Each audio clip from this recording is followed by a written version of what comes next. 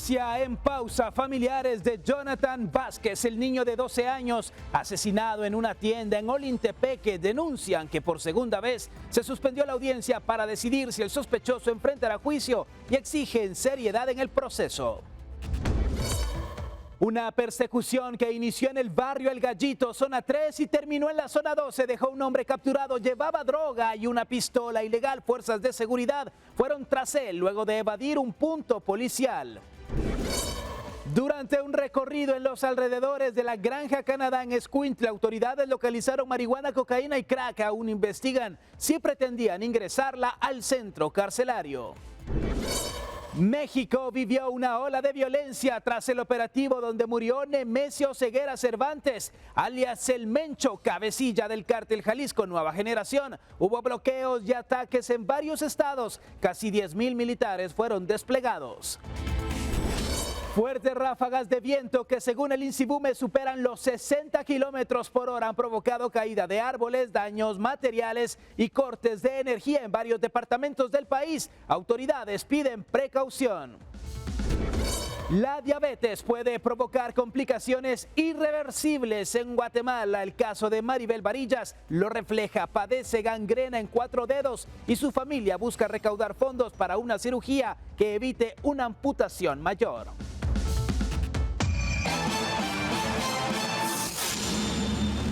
Hola, buenas noches, bienvenidos a Impacto Directo en este lunes 23 de febrero. Sí, estamos en un horario diferente, arrancando a las 6 de la tarde para compartir con ustedes, porque a las 19 horas el Foro de Guatemala no se detiene. Doy la bienvenida a los panelistas que nos acompañan.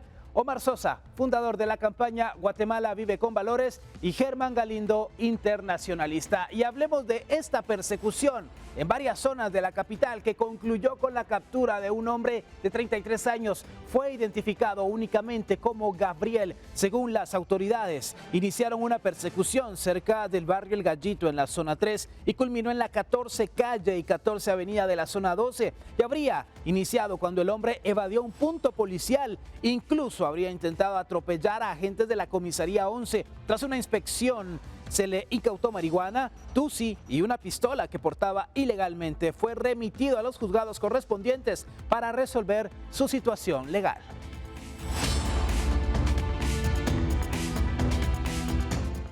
Bueno, y estas acciones hay que decirlo con nombre y apellido. Si no estuviésemos en un estado de prevención, seguramente las autoridades no hubiesen ido tras de él, porque es prácticamente alguien sospechoso que no se detiene en un control policial. Y vaya, desde zona 3 hasta zona 2 se concluye esta persecución. Germán, les llevó bastante tiempo a los agentes policiales. No, hay que decirlo, creo que tenés razón, sí. Si no existiese estas condiciones o el contexto actual de seguridad o falta de seguridad y prevención, pues entonces tal vez no se hubiese dado la persecución, ni siquiera se le hubiese intentado detener. Creo que entonces sería importante que quede un precedente de que existe este tipo de individuos, de delincuentes, porque al final estaba delinquiendo, teniendo las condiciones ilegales, los elementos ilegales que llevaba. Entonces quiere decir que si no hubiese el estado de sitio, el estado de prevención, por ahí anda mucha gente haciendo este tipo de traslados. Entonces es importante que aunque no estemos después en estado de prevención, siempre tienen que haber operativos como estos de la Policía Nacional Civil y de otras instituciones que al final, hay que decirlo, lo atraparon y sin tener casualidades o sin tener fallecimientos de agentes, por lo que es importante resaltarlo. Siempre hay que tenerlo, o por lo menos periódicamente, porque el narcomenudeo, por más de que estemos en estado de prevención, no se va a detener y nomás termina en estas situaciones y va a aumentar de nuevo. Y a este sujeto le incautan una pistola ilegal, es decir, sin la autorización para portarla, marihuana y la droga conocida como tusi, Omar, es decir, una persona que seguramente está relacionada con la distribución, con el narcomenudeo, como lo conocemos. Claro, pero mira, yo aplaudo la acción de la policía independientemente del estado o no, y te voy a decir por qué. Porque realmente ellos como autoridades son los misioneros, escúchalo bien, son los misioneros de que la visión de la policía se haga toda una realidad. ¿Cuál es la visión de la policía? Ellos claramente lo tienen ahí en las patrullas: servicio, profesionalismo, pero sobre todo integridad. Hay algo que realmente, miren compañeros, y lo digo abiertamente, estimados televidentes, me gusta mucho del actuar del nuevo ministro, porque es una persona que no ha salido con aquello de que es que la seguridad es cuestión de percepción. No, sabemos que tenemos un problema real de seguridad, pero ante ese problema real se están viendo acciones que realmente dice, bueno, son pequeños pasos que nos van a llevar a nosotros como guatemaltecos no a hacernos sentir del todo seguros, pero se están dando pasos muy importantes. Sí, sí, Creo que ha sido honesto con esa parte el ministro también, porque ha dicho, Sí, bueno, no sí, se sí. puede solucionar todo de un día para otro. Es que yo creo que ya venía también de un ministro que había mentido y que ya había usado esas balas, ahí sí que para decirlo gastó así, esas balas, claro, de decir no, es que es percepción y todo, no podía venir a decir Claro. lo mismo. Era evidente, sobre todo con la fuga de reos que tuvimos en una de las cárceles más seguras del país y la renovada cárcel. Entonces creo que no podía tener otro contexto y hubiese sido muy descarado en decir otra cosa. Y hay que aplaudir las acciones. Ahora sí quisiera poner también el foco en el sistema de justicia, porque ya hizo su parte la policía como institución en capturar a este delincuente. Ahora se traslada al sistema judicial y ¿qué va a pasar allí? Claro. Porque se le detuvo con una pistola ilegal, con droga y manejando de manera temerosa y al final pues casi atropellando agentes. Correcto. ¿Va a parar en la cárcel, Alexis? Si para en la cárcel se va a escapar y si no, ¿qué pasa si ni siquiera llega a ver la cárcel? Solo Si no llega en hay carceleta pruebas. y lo dejan salir. Porque estamos en un contexto político a nivel de justicia en donde todos están centrados más en elecciones que en lo que está pasando Cierto, con claro, y la eso calle. sería muy grave. Sí, ahí hay otro punto muy importante, porque por ejemplo, hay dos autores que dicen por qué fracasan los países. Uno es Robinson y el otro es Acemoglu. Ellos dicen que la calidad, la confianza de un país tiene que ver en la calidad de las instituciones. Si estas son extractivas, aquellas que se dedican a actos de corrupción, definitivamente nada progresa en este país. Con esta información vamos a la pausa, regresamos aquí en Impacto Directo por Guatevisión. Y las autoridades reportaron el hallazgo de droga envuelta en varios paquetes. Se informó que durante un recorrido de seguridad en los alrededores de la granja modelo de rehabilitación Canadá en Escuintla, se localizaron 19 bolsas con marihuana, 6 bolsas con cocaína y 4 bolsas con piedras de crack. Tras una evaluación, los paquetes fueron embalados y puestos a disposición de las autoridades correspondientes, quienes investigan la procedencia de los ilícitos y buscan dar con los responsables de este cargamento. Una de las hipótesis señala que se buscaba ingresar la droga al centro carcelario. Bueno, y es que precisamente aquí, Germán, vemos una manera de operar de estas estructuras, dejar todos estos ilícitos en cercanías para evitar un control en el camino, pero aquí o alguien dio la alerta o fue muy buena la intervención de las autoridades haciendo ese monitoreo en los alrededores de la granja. En teoría, este tipo de operativos no se da de casualidad, ¿verdad? De, ay, justo pasamos por ahí, vimos toda la droga enterrada. No, no, no. Esto es porque ya tenían información previa y es uno de los temas que hablamos en programas anteriores. La información que se puede tener, que las instituciones tienen sobre cómo son los operativos de drogas ilegales y cómo se da todo esto para poder dar con estos ilícitos en este tipo de fuera de las prisiones, que al final pues es sistemático y que así es como funciona. Entonces, creo que por lo que hemos mencionado en otros programas, el estado de prevención y el estado de sitio que ponen alerta a las instituciones, los mantienen en búsqueda de resultados como este. Ahora bien, cuando desaparezca este contexto y regresemos a nuestra triste realidad, ya sabemos cómo están operando. ¿Por qué esto no se da todas las semanas? Porque al final dejan la droga aquí enterrada y ¿quién creen que la van a entrar a la granja penal? O sea, existe corrupción de parte de algunas instituciones que van a operar para meter estos ilícitos y que se comercie dentro y para afuera de la cárcel. Y eso es lo que hay que evitar, estemos o no en estado de prevención. Sí, lo que esperaríamos, como lo hemos conversado muchas veces, Omar, es de que estas acciones se mantengan, que perduren y que no solo sea de la administración del actual ministro o del actual gobierno, sino que se vaya heredando esa dinámica de trabajo en combate de la delincuencia. Y resultados. Sí, totalmente de acuerdo, pero mira, fíjate que hace más o menos un mes las autoridades celebraban con toda pompa y con toda fanfarria el que Guatemala en el índice de percepción de la corrupción haya subido un punto durante los últimos 10 años. O sea, imagínense eso, pues, o sea, yo voy a celebrar realmente como guatemalteco el día que verdaderamente este tipo de situaciones prácticamente vengan a cero, porque quiere decir que cada vez que pasan este tipo de cosas, puede haber un colaborador, puede haber un soldado, un policía que necesita urgentemente que se le enseñe toda la parte de la moral y la ética para que realmente esto realmente se acabe, porque esto es una de nunca acabar, compañeros. Bueno, tenemos que ir a la pausa. Gracias por acompañarnos en Impacto Directo. Ya volvemos. Y los familiares de un niño de 12 años que fue asesinado en una tienda de Olintepeque, Quetzaltenango, exigen justicia por la muerte del menor y demandan seriedad en los procesos, ya que por segunda ocasión se suspendió la audiencia en el caso. En una agonía más se está convirtiendo la espera de justicia por el asesinato de Jonathan Vázquez, un niño de 12 años que apoyaba a su familia trabajando en una tienda en Olintepeque, cuando lamentablemente el 14 de septiembre del año pasado un hombre que supuestamente entró a asaltar el negocio le quitó la vida. Por este caso está señalado como principal sospechoso un salvadoreño, Daniel Martínez Marín, quien guarda prisión preventiva. Sin embargo, debido a la suspensión de las audiencias en 2 ocasiones, aún se desconoce si enfrentará juicio por el asesinato del menor. Para este 23 de febrero se tenía programada la audiencia para conocer si el principal sospechoso enfrentará juicio. No obstante, por segunda ocasión fue suspendida, por lo que los familiares exigen seriedad a las autoridades para no retardar la justicia. No solo le hizo daño a mi hermano, nos hizo daño a toda la familia. Todos seguimos mal, seguimos ahí sí que destrozados desde todo lo que pasó. ¿Ustedes qué opinan sobre ya se ha suspendido 2 veces esta audiencia? Pues como le digo, es algo que a veces molesta porque nosotros también tenemos trabajo, no podemos estar saliendo pidiendo permiso a cada rato. Entonces, sí necesitamos seriedad, por favor, con los juzgados, todos los que estén a cargo de este caso.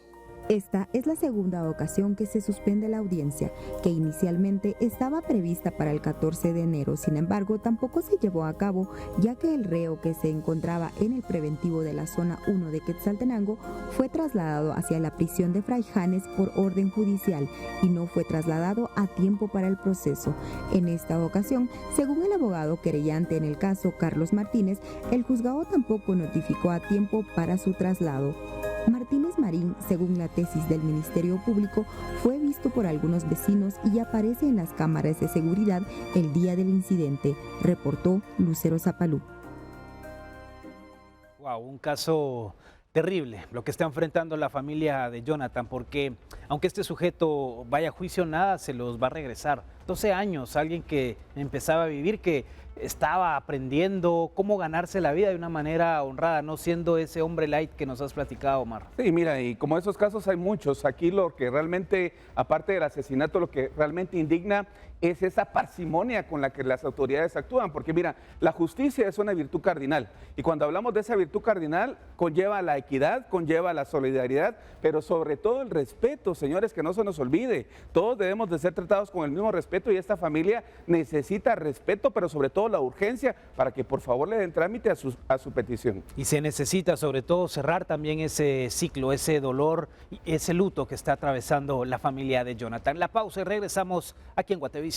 Y la muerte de Nemesio Oseguera, alias El Mencho, ha generado una ola de violencia en México. Se trata del narco más buscado que fue abatido en un operativo este domingo 22. Ataques atribuidos al cártel Jalisco Nueva Generación provocaron bloqueos, incendios y enfrentamientos armados.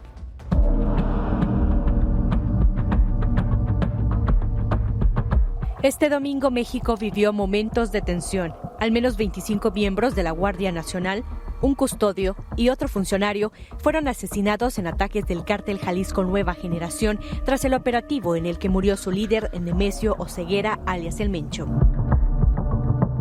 El operativo se efectuó en la localidad de Tapalpa, en el estado de Jalisco. El Mencho murió durante su traslado vía aérea a la Ciudad de México. Estados Unidos ofrecía $15 millones por su captura. Acciones violentas llegaron casi inmediatamente.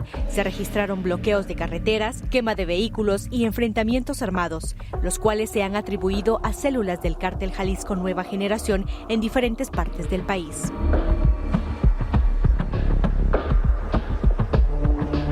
Los narcobloqueos se registraron en 20 de los 32 estados mexicanos, entre ellos Jalisco, Michoacán, Guanajuato, Puebla y Sinaloa, lo cual obligó a las autoridades a desplegar operativos de contención y patrullajes. En Puebla, hombres armados bloquearon carreteras tras incendiar autobuses y camiones. También le prendieron fuego a una tienda de abarrotes y dañaron un banco estatal. En redes sociales circulan decenas de videos de usuarios que mostraron vehículos incendiados, columnas de humo y tráfico detenido por barricadas. Estados Unidos alertó a sus ciudadanos en varias zonas de México para que permanecieran resguardados hasta nuevo aviso por el estallido de violencia. Varias aerolíneas estadounidenses y canadienses cancelaron decenas de vuelos a destinos de México. Algunos aviones tuvieron que dar media vuelta cuando ya volaban hacia México, precisaron varias compañías.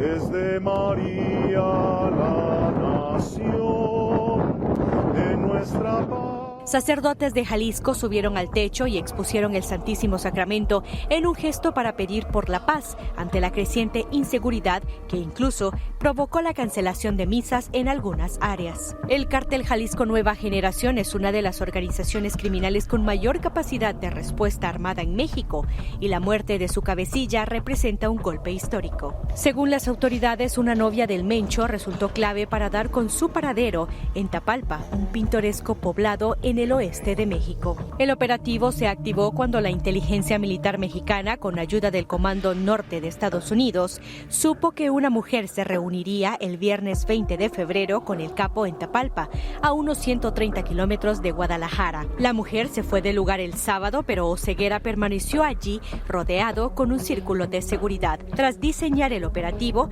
entonces los militares se acercaron a la zona y efectuaron la detención por delincuencia organizada y posesión de armas. Este lunes el gobierno mexicano ha desplegado a casi 10,000 militares para contener la violencia desatada. Reportó para Impacto Directo Jimmy Sorben. Y la preocupación se ha extendido, varios países han emitido alertas para sus ciudadanos. No es para menos lo que están enfrentando los pobladores de varios de los estados de México, en donde estos grupos de narcotraficantes han comenzado a incendiar sin importar que haya personas, comercios, farmacias, veíamos también hace un momento. Claro. Germán, es una situación compleja. Sí, y afecta absolutamente a todos. Si bien es una situación que no es ajena a nosotros, ya sea porque la hemos tenido dentro de nuestro país, tal vez no a ese nivel, pero sí con grupos criminales organizados, hasta cierto punto lo hemos internalizado e institucionalizado y decir, bueno, es parte del combate contra el narcotráfico, pero yo creo que esto demuestra el control y el poder que tienen en ciertos estados y la respuesta obviamente del gobierno central debería de ser de este calibre y de esta magnitud. Al final terminan con el cabecilla del cártel número uno, digámoslo así, o el más importante en la actualidad, pero también hay que evaluar un poco el porqué, ¿verdad? A nivel mexicano, a nivel de la política mexicana, esto es, lo decíamos en la pausa, es una acción que viene por presión de parte de Estados Unidos para atacar contra la violencia del país y al final está desatando esto y es una prueba para el gobierno de Trump después de la captura de Nicolás Maduro. Claro, y es que viene el Mundial también y esto es, ahora es una prueba de verdad para el gobierno de Claudia Sheinbaum. Y es que incluso hay voces que dicen México estará preparado para la seguridad de los visitantes, porque el tema del Mundial al final de cuentas acapara la atención mediática de muchas personas. Le guste o no el fútbol a alguien, Omar, va a estar al pendiente porque ahí está Messi, porque está Cristiano Ronaldo, porque hay muchas figuras de talla mundial. Claro, mira, recordemos que precisamente este estado va a albergar 4 juegos de la Copa Mundial. Realmente eso es mucho. Y no es que pero yo también, lo que dice Germán es muy interesante porque fíjate que el año pasado, justamente en diciembre del 2025, el presidente Donald Trump junto con su secretario Marco Rubio declararon al fentanilo, ¿verdad?, como arma letal. Imagínense eso, más de 300,000 personas que han muerto por esta sustancia. Entonces, cuando vemos esto, también el mismo presidente Trump declara, bueno, ya hicimos muchas operaciones por el mar, bueno, ahora vamos a hacerlo por tierra. Entonces, la injerencia de los Estados Unidos siempre está y realmente, pues a mí me encanta, yo felicito este tipo de acciones porque mira, cuando vemos este tipo de desorden, realmente lo que se espera es que haya un gobernante que tenga un buen liderazgo, pero sobre todo que sepa ejercer mano dura, porque al final, ¿de qué otra manera podríamos esperar que esto se solucione? Claro, afecta a la economía, afecta a la competitividad de todas las regiones, pero al final, ¿qué podemos hacer cuando todo este tipo de situaciones desborda la capacidad de un Estado mexicano que no la ha tenido por años? Y quedó por un lado esa política de abrazos y no balazos, justamente del partido Morena que está ahora en el poder. Vamos a la pausa, ya regresamos. Y el ejército de Guatemala ha confirmado que tras las acciones violentas en México atribuidas al cártel del narcotráfico Jalisco Nueva Generación, la seguridad en los municipios fronterizos fue reforzada con más elementos y vehículos blindados.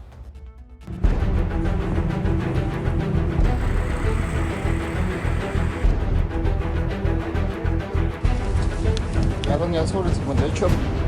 El Ministerio de la Defensa Nacional explicó que el área fronteriza que se comparte con México en los departamentos de Huehuetenango, San Marcos y Petén forman parte de la estrategia de seguridad Cinturón de Fuego, la cual se realiza desde enero de 2024.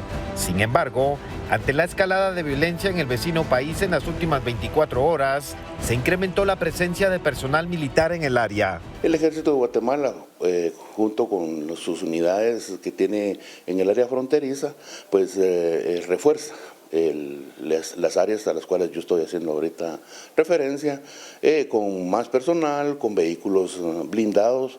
Hasta el momento no se ha reportado ninguna incidencia. El Ejército de Guatemala está con todas sus unidades asignadas a esa área, patrullando toda el área fronteriza, y hasta el momento pues no se ha reportado ninguna actividad ilícita en toda el área fronteriza. El funcionario explicó que se mantiene comunicación con la Secretaría de la Defensa Nacional de México. Mantenemos una comunicación constante, muy fluida, por cierto, y constantemente estamos con cuestiones de información, nos trasladamos información que son de importancia para los dos territorios.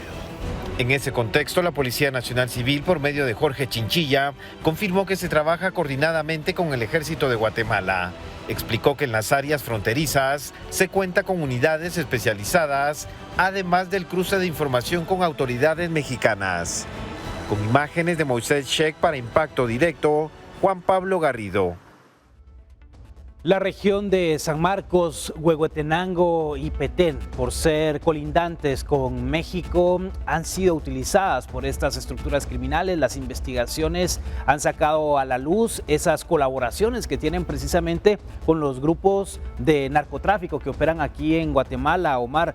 Y a raíz de estos hechos que ocurrieron el fin de semana y la muerte de su cabecilla, obviamente hay preocupación en lo que pueda suceder, porque recordarás que platicamos la incursión de grupos del narcotráfico a nuestro país cuando llegaron a matar a muchas personas. Claro, mira, oportuna la participación del ejército, pero realmente lo que preocupa es realmente que la capacidad operativa de estos grupos de terroristas rebasen las fuerzas reales de nuestro Estado.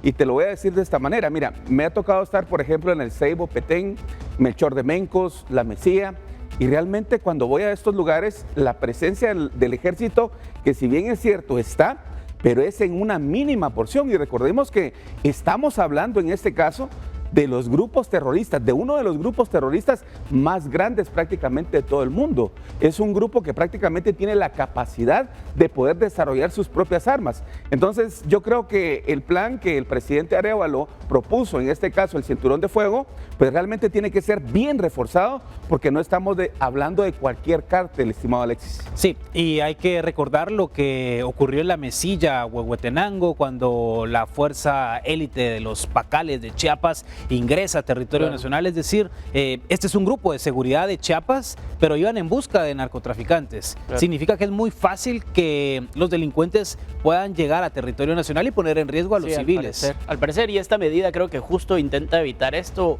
una vergüenza internacional de parte del Estado de Guatemala por no tener esa prevención y esa falta de comunicación que tienen que tener con México, con el gobierno central, tanto como los gobiernos federales, porque al final cada uno de los gobiernos federales pues tiene una actitud distinta hacia estos grupos terroristas que, como lo dice Omar, pues son muy peligrosos. Incluso los mismos grupos terroristas en Guatemala rinden cuentas a estos grupos mexicanos. Entonces, para calcular un poco digamos, el nivel del que estamos hablando y luego el vacío de poder que va a crear esto, porque al final la intención del operativo, que es un operativo que ya lleva bastantes meses a nivel internacional y local en México, pues la idea era capturar al Mencho. Sin embargo, falleció entre el fuego y el conflicto armado que se vio en este operativo.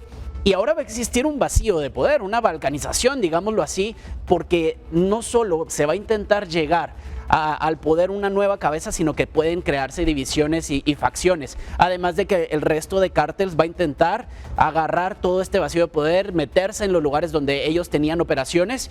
Y recordemos que también el narcotráfico pasa y afecta directamente a Guatemala, y esto va a generar repercusiones también en el gobierno, por lo que si estamos enviando militares a la frontera, recordemos y que no se nos olvide, bueno, el gobierno central, que también tiene que tener seguridad en la capital, donde si bien no están las centrales de narcotraficantes, está el narcomenudeo. Y si ahora va a haber un vacío de poder y se van a pelear por esto, creo que debería también tener seguridad aquí, y vamos a extrañar, creo yo, y espero que no, el estado de sitio. Y es que hay muchos frentes, obviamente, que se abren a partir de todo lo que está ocurriendo en el vecino país. Tenemos que hacer la pausa, siga aquí en Impacto Directo, regresamos. Y las intensas ráfagas de viento que azotan el país han provocado emergencias en varios departamentos y han dejado daños materiales y cortes en el servicio eléctrico, afectando a miles de usuarios. Según el INSIBUM, en algunos sectores se reportan ráfagas de viento que superan los 60 kilómetros por hora.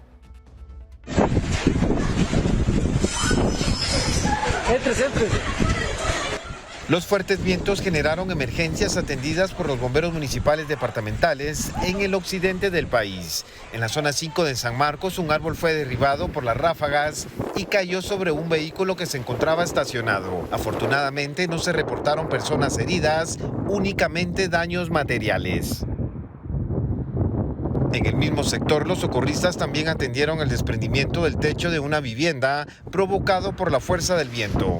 En este caso tampoco hubo lesionados. Ambos incidentes fueron atribuidos a las intensas ráfagas que afectan el área, por lo que las autoridades recomiendan a la población asegurar techos y objetos que puedan ser vulnerables ante las condiciones climáticas. Aquí en el mercado de Escuintla.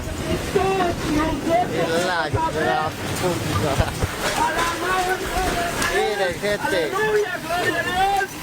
Por aparte, la empresa eléctrica de Guatemala activó una condición de alerta en los departamentos de Guatemala, Escuintla, Zacatepeques y sectores de Santa Rosa y Chimaltenango debido a los fuertes vientos que afectan esas áreas. Este lunes se registraron incidentes en municipios de Escuintla, San José Pinula, Santa Catarina Pinula, Fraijanes, Villanueva y San Pedro Ayampú debido a la caída de árboles, ramas y otros objetos sobre la red de distribución, lo que ha provocado cortes en el fluido eléctrico. En ese sentido, Energuate confirmó que los municipios de Sololá y Totonicapán, las inclemencias del tiempo afectaron por varias horas el servicio eléctrico por una falla en la subestación de transporte operada por el INDE.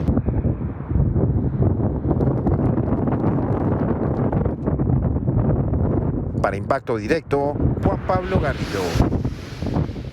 Y es que prácticamente el viento, si uno estaba en la calle caminando, tenía que detenerse de donde pudiera, Germán, porque cual barrilete podía salir volando. Una velocidad considerable, 60 kilómetros. Sí, ya es una velocidad bastante considerable, sobre todo si uno está manejando en motocicleta, por ejemplo, porque hay veces incluso que el mismo abrigo, la misma chumpa puede generarle algún tipo de efecto paracaídas a algún motorista y puede hacer que pierda el control de la motocicleta y ocurrir algún accidente también para el vehículo, para los carros. Pues estar atento a cualquier persona que pueda ir en la calle y que el viento lo pueda tirar de la banqueta hacia la carretera, o incluso algún motorista que también pueda caerse y perder el control. Al final, en cualquier condición climática extrema o distinta a la regular en el país, tenemos que estar alerta, sobre todo en la vía pública, porque allí es donde pueden ocurrir los accidentes, ya sea que una valla publicitaria pueda caerse también.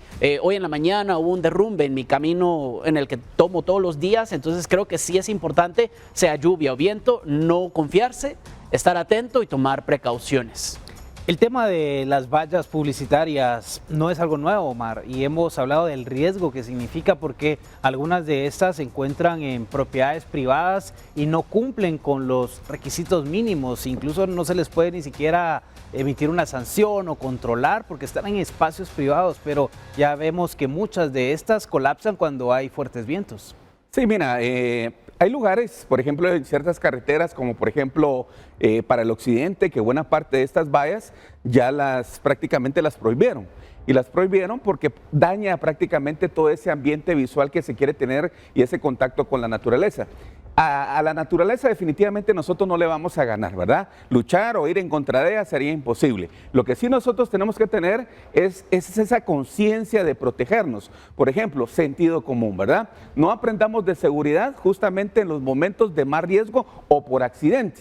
Si vemos que está fuerte el viento, apartémonos de aquellos árboles. En la ciudad hay muchos árboles que, si bien es cierto, la municipalidad pasa y los poda, pero ya son muy antiguos, ¿verdad? Cualquier rama de estas se puede venir abajo y puede provocar una catástrofe. Aparte de eso, lugares donde las viviendas no tenemos la cultura de prevención, se dice en la nota que hay que asegurar los techos, pero son pocas personas las que lo hacen. Entonces, como guatemaltecos, apartémonos de ciertos lugares que pueden poner en riesgo nuestra vida, porque yo insisto, es lo más grande que tenemos y debemos de cuidarla. Tenemos que hacer la pausa, siga con nosotros aquí en Guatevisión, ya volvemos. Y la diabetes puede provocar complicaciones irreversibles y en nuestro país hay innumerables casos y hoy conoceremos el de Maribel Varillas. La enfermedad avanzó hasta causarle gangrena en 4 dedos del pie derecho. Su familia ahora busca 20,000 quetzales para una cirugía que podría evitar una amputación mayor. Lamentablemente ella se enferma. ¿Tú la estás apoyando ahora? Sí. ¿Cómo la estás apoyando? Económicamente, siempre dándole ánimos para que ella siga adelante. Helen tiene 19 años y es hija de Maribel Varillas, quien padece diabetes desde hace 17 años y en los últimos 3 meses comenzó a sentir molestia en el pie derecho. La situación se agravó. Tengo gangrena en el pie, entonces tengo que hacerme terapias y tengo que limpiarme el pie. ¿Tienen que hacer una cirugía también? Me tienen que hacer una cirugía. ¿En qué consiste la cirugía? Que me van a quitar los dedos, son 4 dedos. Además padece anemia y necesita transfusiones de sangre. Amigos y vecinos la apoyan, pero necesita mínimo 20,000 quetzales. Cada una de las terapias para poder recuperar sus dedos cuesta 1,500 cada una. Y ahorita, por ejemplo, ya las habían retirado y se habían quedado con curaciones, pero el costo de ellas es 500 cada una. Y ella tiene que inyectarse 6 inyecciones a la semana, de inyecciones que les ayudan para la anemia, ¿verdad? Pero por lo económico, pues nada más a veces puede ponerse 2 a la semana o 4, ¿verdad?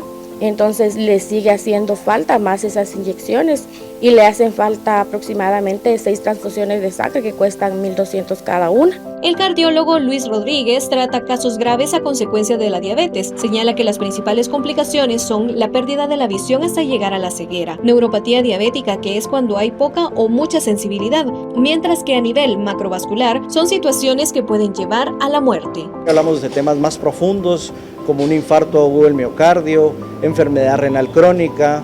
También podemos verlo desde el punto de vista de pie diabético, ¿verdad? Que eso es un mix entre micro y macro. Maribel busca tratamiento en el sector privado. Según explica, en hospitales públicos le indicaron que la amputación debería ser mayor. Lo que van a hacer es que me van a quitar la canilla hasta la rodilla. En cambio ahí solo los dedos me van a quitar. Helen y Génesis, de 19 y 14 años, son hijas de Maribel. Ellas comenzaron a trabajar con la finalidad de apoyar a su mamá en el tratamiento. Incluso sacaron un préstamo de 16,000 quetzales. Necesitan al menos 20,000 quetzales y deben aún 13,000. Las hijas de 19 y 14 años trabajan en una venta de churrascos. Allí les prestaron 16,000 quetzales para comenzar el tratamiento. Los especialistas señalan que hay factores de riesgo que incrementan la probabilidad de padecer diabetes tipo 2. Si nosotros tenemos papás diabéticos, abuelitos diabéticos, familia que es diabética o que tiene resistencia a la insulina, sabemos que nuestro contexto está asociado a una mala alimentación. ¿A qué nos referimos con una mala alimentación? Altas cantidades de carbohidratos, altas cantidades de grasa, bajas cantidades de proteínas, también un ambiente que sea sedentario, ¿verdad? Si estamos bajo estímulos de altas cantidades de tráfico o que nosotros no hacemos ejercicio. Muchos casos se diagnostican cuando los pacientes acuden al médico por otras complicaciones. Llega al médico por una forma y dentro de los exámenes generales le encontramos que el paciente tiene como resistencia a la insulina, podemos verlo prediabético, podemos verlo diabético, ¿de acuerdo? Y va a ser en el contexto social en que esté el paciente. Puede estar asociado a otras enfermedades como hipertrigliceridemia, hipercolesterolemia, obesidad o sobrepeso. Entonces realmente es un conjunto de enfermedades las que vamos a ver que van a aumentar el riesgo cardiovascular. Aunque en Guatemala no existe un dato específico de cuántos casos de diabetes tipo 2 hay, se ha señalado de que el Ministerio de Salud durante 2025 detectó 229.857 nuevos casos de la enfermedad. Solo en el Centro de Atención Médica Integral para Pensionados CAMIP 2 Barranquilla del IX se atienden a 32.277 pacientes con diabetes. En Guatemala, un paciente puede gastar entre 500 y 1.500 quetzales mensuales en control. En casos graves, los costos pueden superar los 20.000 o 30.000 quetzales. Según el Ministerio de Salud, en todo el país hay casos de diabetes. Los departamentos con mayor riesgo son Petén, Zacapa, Jutiapa, Sololá y Chiquimula. La enfermedad puede prevenirse con hábitos saludables, alimentación balanceada, 8 horas de sueño, ejercicio regular, consumo de agua y chequeos médicos periódicos. Con imágenes de Erika Ávila para Impacto Directo, Maybol Saucedo.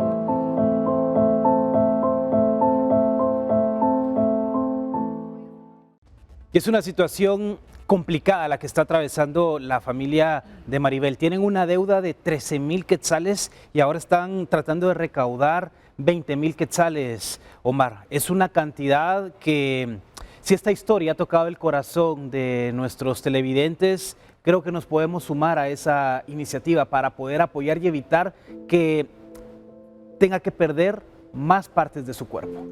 Sí, mira, la nota es realmente conmovedora, pero el llamado es también a esos guatemaltecos realmente de gran corazón, que realmente si nos unimos, si realmente hacemos esa parte tan importante del ser solidarios, podemos rescatar una vida. Recordemos que hoy esta es una enfermedad que está ganando, pero muchos adeptos, y realmente es ahí donde nosotros tenemos que tener, estimados televidentes, una cultura de prevención, porque realmente tiene diferentes clases este tipo de enfermedad.